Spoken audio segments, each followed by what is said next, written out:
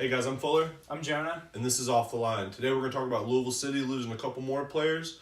Going to get into a lot of some stuff that's gone down in the Premier League. Going to go over to the MLS, talk about Atlanta United's coaching search, which appears to have come to an end. And I think we're just going to wrap it up with a couple U.S. men notes. So, Louisville City losing more players. Greg Ranginsing, he's been our goalkeeper. He didn't start the first 2 seasons. We had another guy who went to Harvard. Yeah. But Kyle Smith has been a rock in our defense for 4 years.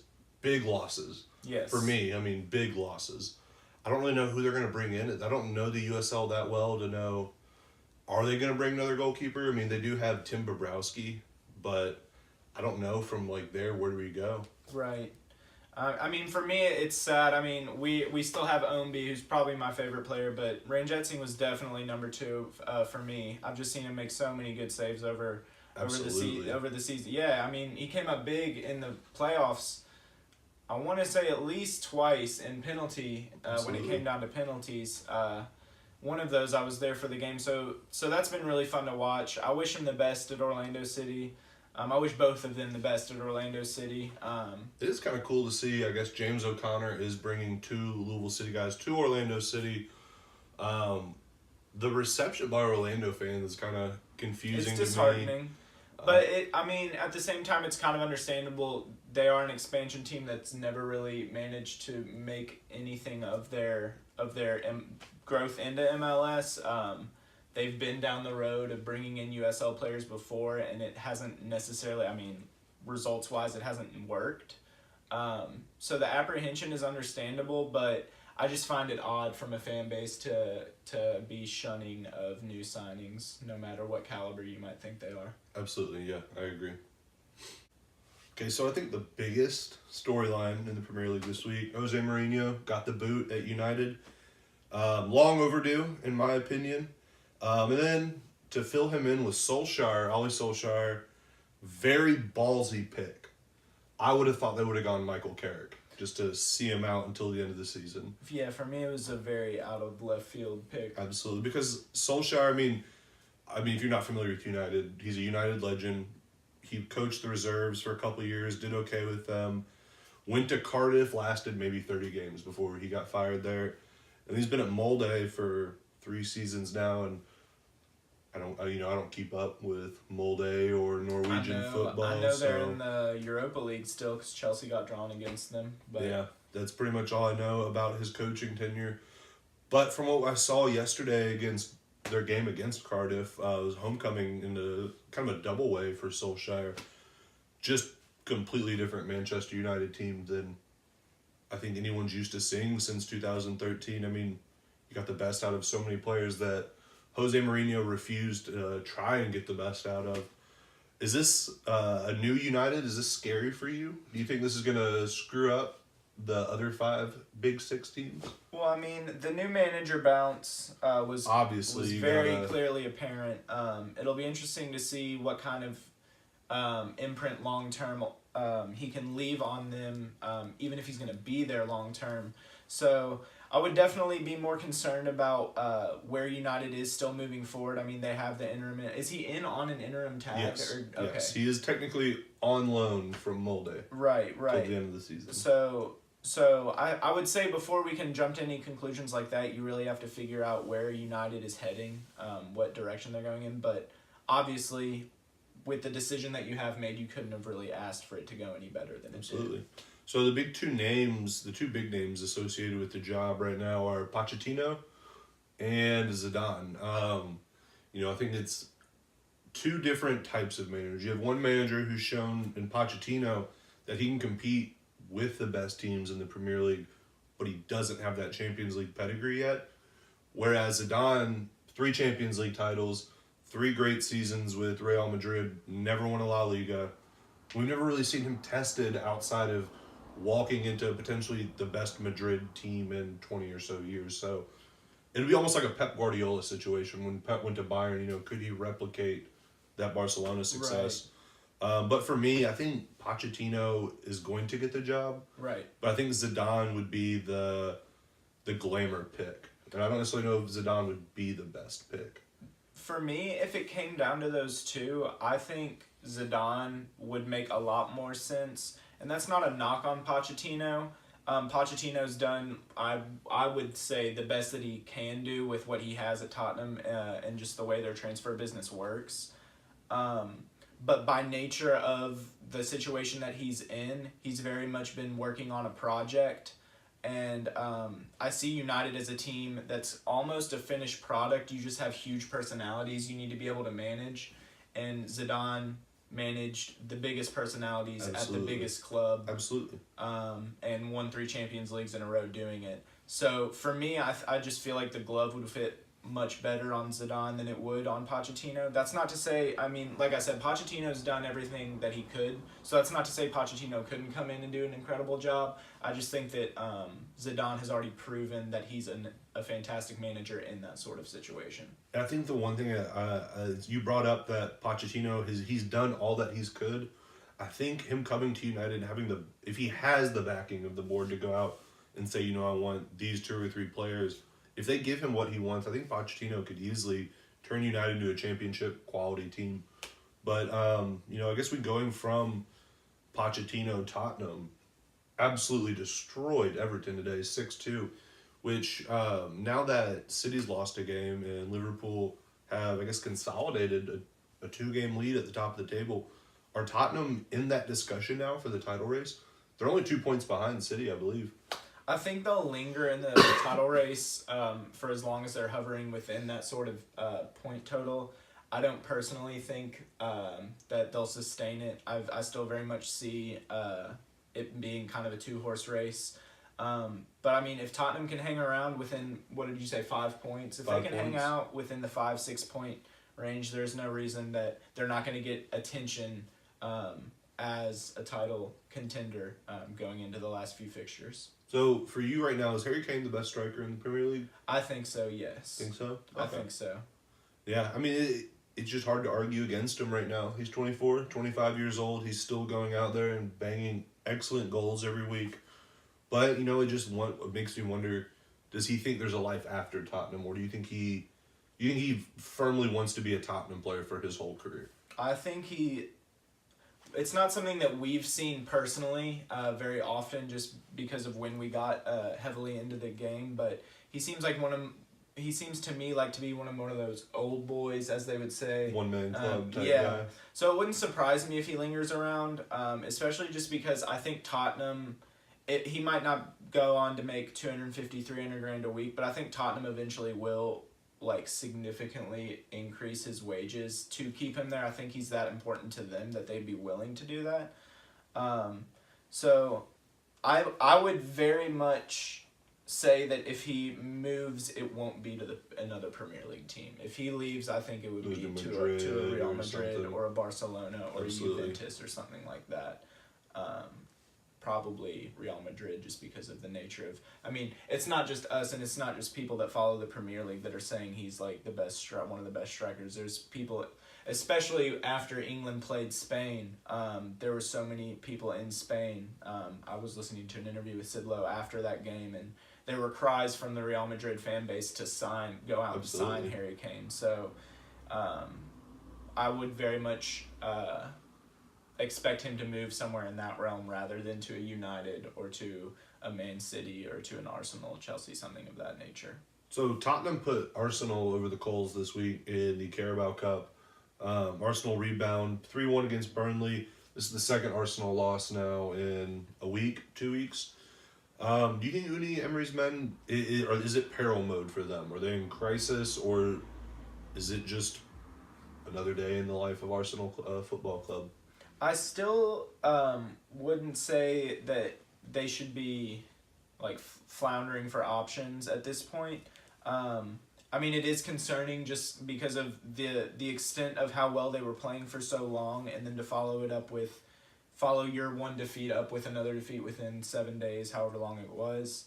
It is kind of concerning, but I said this 2 weeks ago and I'll still stand to it. I still think Arsenal is miles past where everybody expected them to be at this point. For sure. So I don't think it's too much of a cause for concern. I guess speaking of teams that might have a cause for concern, City drop an absolute. I mean, I don't think anyone picked Crystal Palace to beat Manchester City. I mean, Liverpool for one, off the moon right now. I mean, they're 5 points ahead of. Oh, I think they're 4 points ahead of City, 3 or 4. I'm not entirely sure, but it takes the pressure off them. 2-game lead going into the festive fixture period, so congested. it's going to be nice to have that in case they do drop points. And I think Liverpool, they're reaching the point where they're going to start dropping points soon. I don't think that Jurgen Klopp's men will continue to get 3 points week in, week out. But for Manchester City, this is bad news. I mean, you're 2 games back. And, I mean, if you're Pep Guardiola, where do you go from here? You know, you just lost to Crystal Palace. Well, I want to say, was the game? I don't remember whether the game was home or away. It was away. But one of their matches against Crystal Palace last season, Crystal Palace managed to draw out of it, and Zaha got that goal in like 10 seconds left. Yeah, and I remember Pep Guardiola going and sitting over and talking to Roy Hodgson just on the sidelines after the game, and the camera kept panning to him for like 10 minutes. They were just sitting there chatting away. So I know that it's. Roy Hodgson is somebody that Pep Guardiola has a ton of respect for. Absolutely. I think the kind of like backstory to that whole situation is interesting because you just don't see Pep reach out to other Managers coaches like that, at all, really. Especially someone like Roy. Yeah, I found it very odd. I found it like there's something very appealing to that, just to me for some reason, just because of the mixture of the two. But so obviously, to an extent, Hodgson had their number last season. Maybe Hodgson is somebody that knows. How to counteract or how to find the weaknesses in that City team. Obviously, he's managed to pull some results that people wouldn't expect out of that team. So I just think that's a little interesting side take to the actual game itself. Yeah, I mean, it was also just kind of fun to watch City players not know what to do, down 3-1 with like 30 minutes left to go. Like, just kind of running around the field like a chicken with its head cut off. I mean, also, what a goal by, I don't know if you saw it, Andros Townsend's goal. Amazing, dude. His hairline is going to grow back now. I'm like thoroughly convinced. That was such a sick goal. Shout out Crystal Palace. I'm so happy to see that. Just for a team like Crystal Palace, I feel like they get the short end of the stick a lot. I mean, they went 9 games without a point last year. And then they beat City. I mean, you know, that's a year ago, but they beat City. It's just cool. Well, back to what you said a second ago. Do you really think Liverpool's nailed on to start dropping points? Like, at a significant rate, because I feel like at this time last season the same thing was being said about Manchester City and the train literally never stopped. Well, that's the thing they did. They probably, I think, dropped like 7 or 8 points in the last half of last season, but there is no one on their heels like Manchester City's on Liverpool heels right now. Fair. I mean, once they beat United in December of last year, it was pretty nailed on that City were going to be the champions at that point. It was just a matter of time. But I'm still not entirely certain that Liverpool have what it takes to go the next 18 or so games, 19 or so games, without taking serious losses. I mean, because we haven't seen this Liverpool side, we haven't seen how they react to adversity yet. And I think that is going to be a telltale sign of where they're going to end up. Not only necessarily in the Premier League, but the Champions League, because they're also... Or they advanced, correct? Yes. Yeah. Who did they get again? Who? Liverpool. They're playing Bayern Munich. Yeah. It's gonna be tough. It's gonna be tough for Liverpool the next month or so, 2 months. So. Well, also I think it'll, to an extent, it could come down to the depth that they brought in over this past year or so. Because at this point last year, Liverpool was still an incredible team, but it was pretty much left up to that starting 11, maybe 12, 13 guys to get the job done and to get the results that they were getting. Now Fabinho, Keita, Naby Keita, they have those extra players they can turn to in the midfield. I think that was always the problem with Liverpool last year, was they just did not have the midfield depth. And they didn't have any answer to missing either Sadio Mane or Mohamed Salah. And now they have another option in Xherdan Shaqiri. So it could come down to their depth. They certainly seem capable, but and don't forget they'll be getting Joe Gomez back. He's eventually at some point. I want to say in like February. So it's still a little bit down the ways. but he will be back before the end of the season. Big week in the Premier League this week. Yes. Wild stuff happening. Yeah. Just bummed me out that City dropped points and then Chelsea followed it up by dropping points. Like, that was our chance Yeah. to creep up on them. Yeah. Well, now, especially because Arsenal won, they're tied on. Well, I mean, Chelsea's ahead on goal differential, difference. but Arsenal scored more goals. They've just conceded more. So, I think Chelsea's about to go down here soon. Yeah. I think Chelsea. You think Chelsea are going to do top 4 this year? It just baffles me that we still haven't solved this striker situation. Yeah. Especially when you see us sending out players like, not proven entities, but like players like Michy Batshuayi. I know it's for a championship club, but Tammy Abraham already has 12 goals. I looked at that earlier. He has 12 goals on the season. For Aston Villa, Aston Villa's in the championship, but they're one of the biggest clubs in England. Yeah. So he's doing it on a huge stage.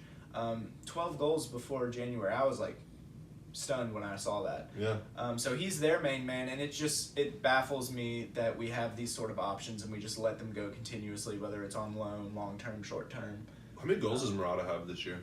I literally think he might have 2 or 3. Wow. Because, I mean, when Murata, easily could have gone to Manchester United. Yeah. Very easily, one of the... And then you guys could have had a shit striker, and we could have had a shit striker in Lukaku. Yeah. It would have been great. It's just so crazy because Murata balled out at Juventus. Juventus bring him back for pennies. 25 million, 30 million. And then immediately they don't let him play, they just sell him back out. And so there's just this air of hype around Alvaro Morata. And then for what? He was hot at the beginning of last season, and then since then he's just kind of faded away. Yeah, he had I mean, Oliver Giroud starts over him sometimes. In what world? In what world? I don't know. The transfer market's lame. I have a penchant for the dirty work that Giroud does. He was an incredibly important player.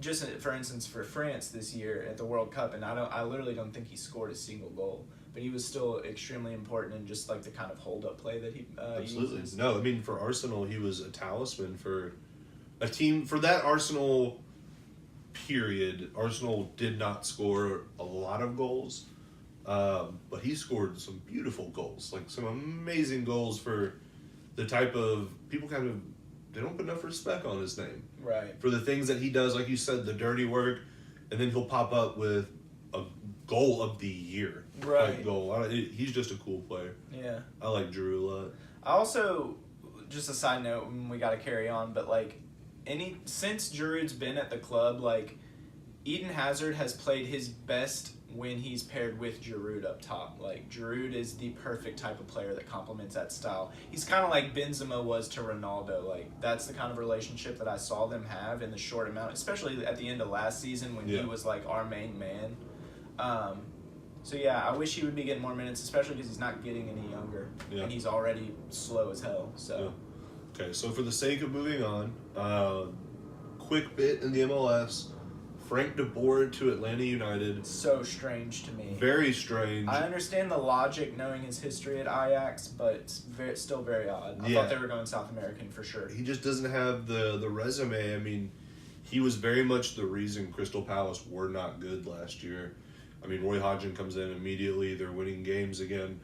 He didn't do well at Inter, a team that he was tasked kind of with rebuilding and given millions and millions and millions of dollars to make that team good.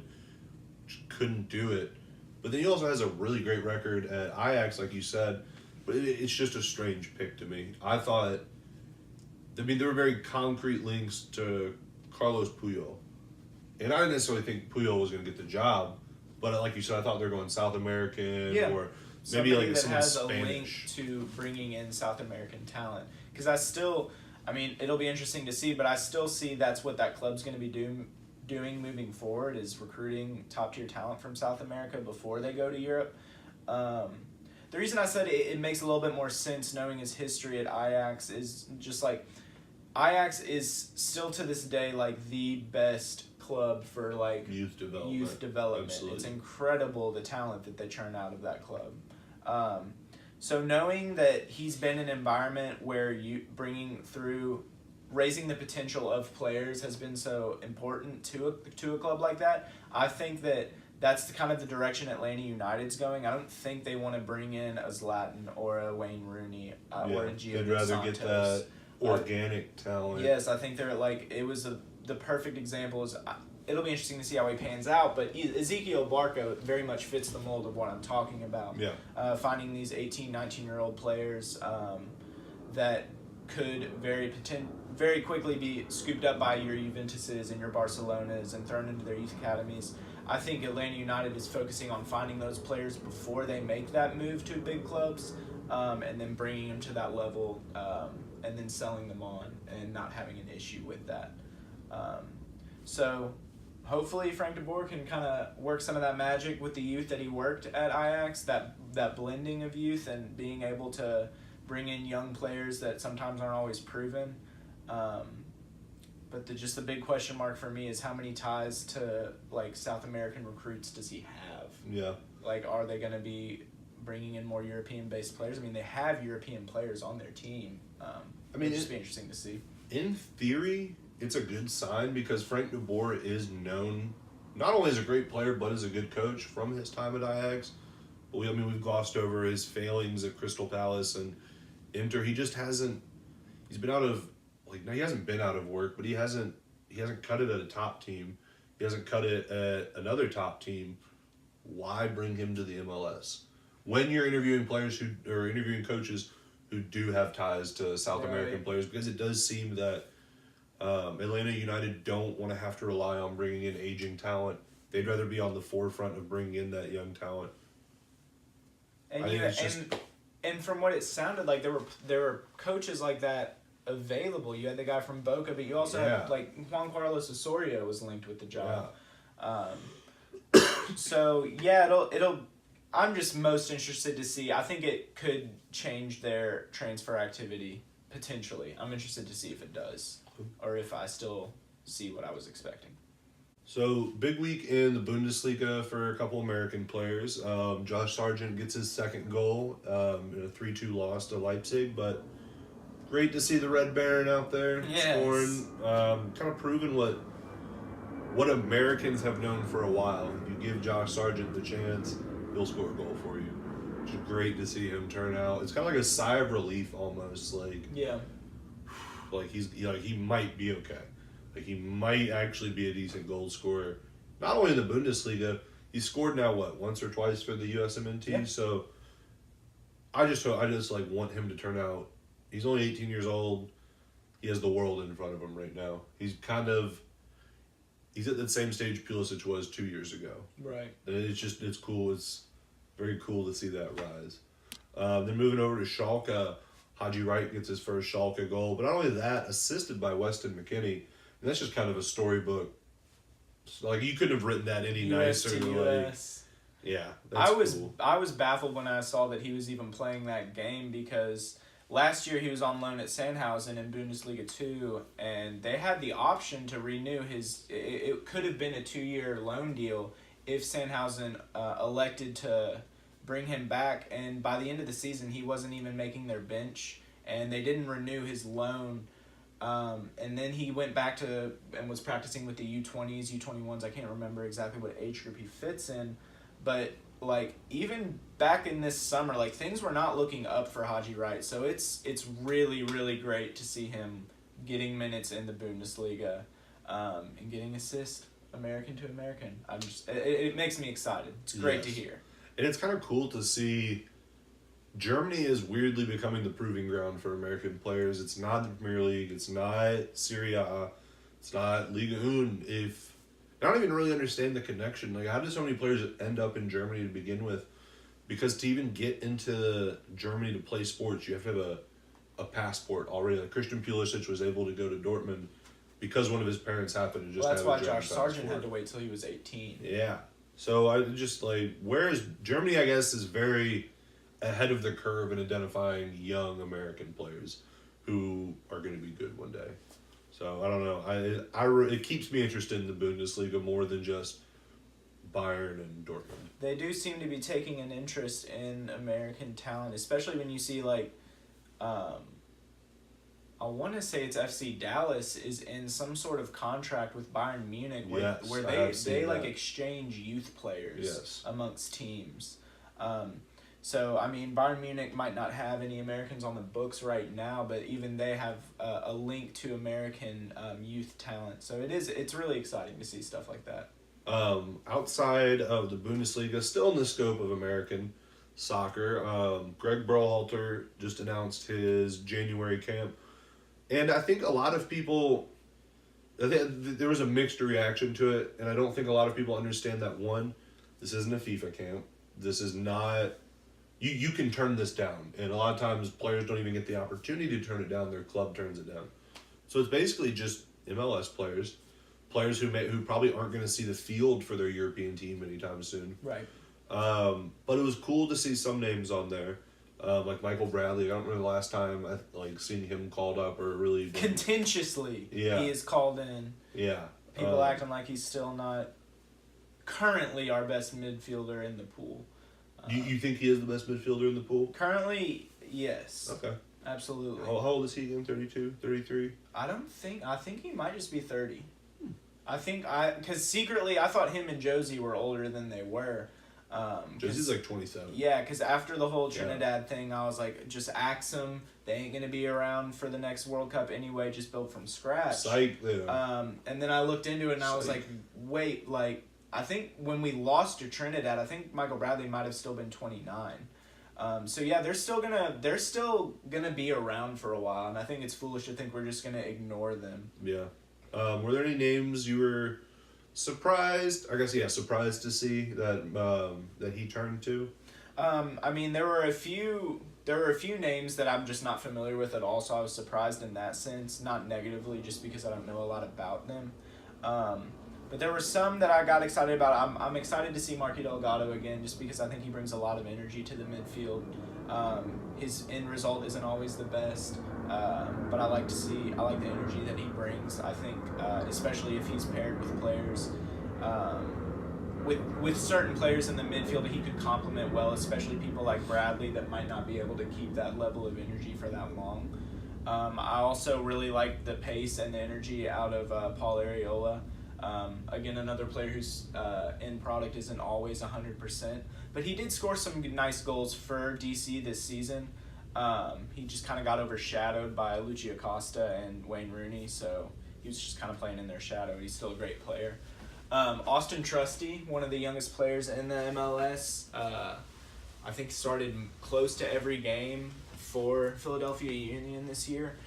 Excited to see I've never watched him closely, so maybe get to catch a few minutes of him. I'm trying to think of some other names that I saw. If I had it in front of me, there might be some more that jump out. Damn, son. But Areola, Cannon. You said Jeremy Ebobisse had a great season for Portland this year. I think that cap is well deserved. Sebastian Lletget, very excited to see him back. Sebastian Lletget obviously has nowhere near the athleticism of somebody like an N'Golo Kante, but I think he brings that type of tenacity. Like, he will tackle you and tackle you and tackle you until he gets the ball. So I like to see somebody with that puts in that much effort. So yeah, I think it'll be an interesting camp. Will Trapp's going to be reunited with Greg Berhalter. Interested to see if he's going to use him in the same sort of way that he was used in Columbus, because of course if he is used in that sort of deep lying pivot kind of role, that frees Michael Bradley up to be more creative, which I think would be a better option going forward, just because I don't think he has the legs to hold down a midfield by himself. And since we're not seeing any of the midfielders paired with like Tyler Adams or Weston McKennie or anybody like that, you're not going to have that high tempo energy unless it's from somebody like Marky Delgado, but he's more of a creator. So obviously you don't have your Pulisic in there, you don't have McKennie or Tyler Adams. Yeah, if you're a European-based player and you make the January camp, it's almost like a bad thing, unless you're on like their youth team. Yeah. But it means your club was okay with letting you go during a match week. Yeah, not a good look. What do you think, I guess, once he has these players, what do you expect to see out of the men's team? far more organization. And I'm not sure exactly what the game plan is. I would assume it might be something possession based. I don't think they're going to be super concerned about going direct quickly. I can see them going direct, but I definitely can see the way Columbus has played the past couple of years. They've moved the ball a lot around in midfield and in the back. And then they only go direct to Higuain or to whether it's been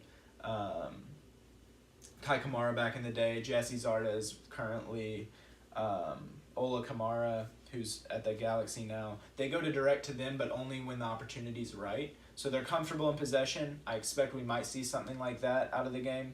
But whatever method they go with, I expect them to come in with a game plan, which is something we never really saw under Jurgen. We saw unsuccessfully under Bruce Arena. Yeah. And whether he was trying to bring one in or whether he Just always trying had to the hold it interim, down. whether he always had the interim tag so they weren't listening. We never really saw too much of that out of Dave Sarakin either. So I just want to see them come out with a clearly defined game plan, and I'll be able to say, yes, they're pressing high, or they're dropping deep into a low block and only pressing once they pass midfield, or whatever the game plan is. I think that we'll be able to see it a lot clearer than we have. Oh my God, I don't even want to think about how long it's been since we've seen a team play like with a well-drilled game plan. You might have to go all the way back to Bob Bradley to see something like that, which is incredible to think about. Last question. United States midfield. For me, it's going to be McKinney, Tyler Adams, but who's that? I assume Berhalter is going to go for a three-man midfield. And you would assume he would go Will Trapp just because of the That's relationship kind of where I they was have? going. Yeah, Will Trapp. With McKinney, I guess, for me, I would have Adams and Trapp play next to each other and McKinney just a little bit in front of him. Yeah. Because Trapp and Tyler Adams, they're just both very much defensive midfielders. That was my question, and you right on the same page. You would Will assume Trapp. it's going to be Trapp, but, I mean, like I said, I really like Sebastian Lletget. You have options like Marky Delgado. So it'll be interesting to see. He just has the familiarity with Will Trapp, so it's hard to... You got to put that one first. Cool. Well, I think that wraps it up for this week. I'm Fuller. I'm Jonah. Happy holidays to you guys. This has been Off the Line.